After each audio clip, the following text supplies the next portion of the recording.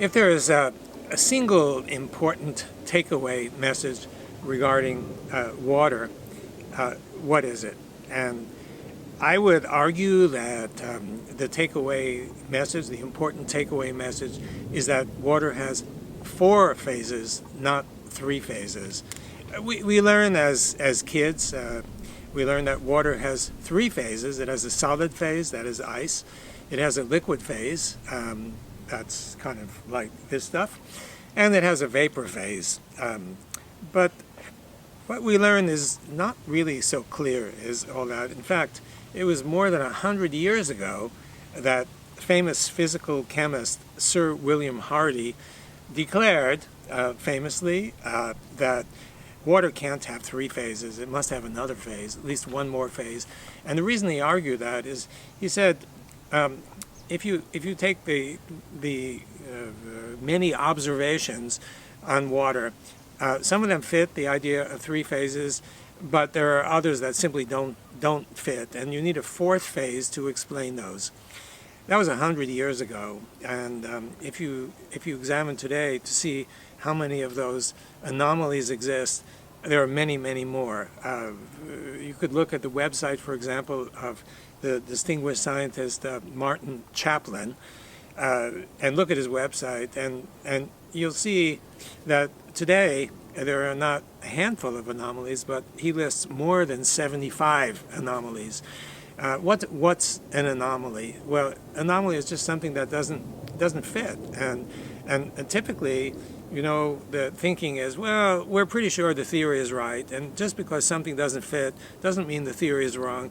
We just take these observations that don't fit and we label them as anomalies, and we kind of sweep them under the carpet, and we think that, oh, it's sometime later they'll be resolved. But now, given that there are more than 75 established anomalies, this gets to the point where you have to really ask the question whether something is wrong with the concept of 3 phases of water. Just to give you an idea, one of the more prominent ones is solids versus liquids. So if I take this water and I'm able to put an ice cube inside of it, the ice cube will float. But in most cases, if you take a substance that's molten and you make a solid out of it, the solid will go down to the bottom of the liquid. It's usually more dense than the liquid, so it goes to the bottom. But of course, you know it doesn't happen with ice. The ice floats at the top. So this is one of more than 75 anomalies. Water is really different, and this is a big problem. And the problem was noticed by several prominent scientists. One of them is Gilbert Ling. The late Gilbert Ling passed away just shy of 100 years old, and he might be the one who invented the word structured water. What does structured mean? Well, ordinary water, liquid water, the molecules are randomly oriented relative to one another, and they're bouncing around a furious number of times each second, or even each femtosecond. He said, well, the idea of this kind of water filling the cell doesn't make sense in biology. He said the cells are filled with a different kind of water where the molecules are lined up, kind of like soldiers at attention. And he expressed it in terms of dipoles of water. A dipole being something that is like a bean with a plus at one end and minus at the other end. So you can imagine how you've got one dipole here, and dipoles will tend to stack upon one another. And that was his idea of the structure of water in biology, especially inside the cell. And then there was Albert Szent-Györgyi, the father of modern biochemistry, won a Nobel Prize for discovering vitamin C, immersed himself in many areas, including a deep immersion into water. And one of his many famous statements, I love to quote them, is life is water dancing to the tune of solids. So these people knew that there was something beyond the standard, ordinary 4th phase of water. So we got interested 20 years ago in my laboratory, and we began to direct our attention to water. And we wanted to follow up on this, and what we found resembles, it's not exactly the same, but resembles some of the work done by Gilbert Ling and others that leads to the concept of a fourth phase of water. And I'll just describe it in a simple way using my hands because it's easy. You take a container of water, and in the water you put a cube, like, for example, a gel, let's say, like ordinary gelatin dessert, okay? And what happens is that you have a flat surface, and what happens is when the first layer of water molecules adjacent to that surface senses the surface, it undergoes a remarkable transformation from individual water molecules to a sheet-like structure, a sheet-like honeycomb structure.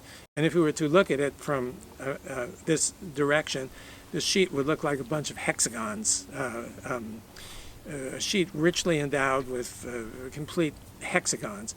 And that acts as the template for the growth of the next sheet, which is exactly the same as the first sheet.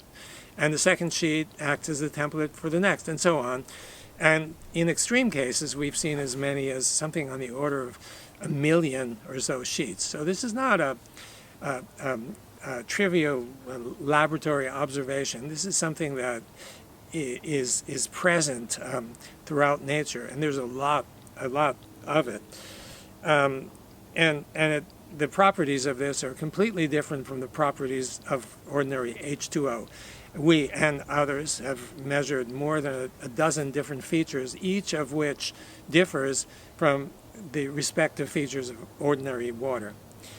Why should we care about all this stuff? The one reason why we should care is that this is actually the water that fills our body, that fills our cells. And if you want to find out how the body really works, you have to understand that the water that fills our cells is not ordinary liquid water, but it's actually this fourth phase water.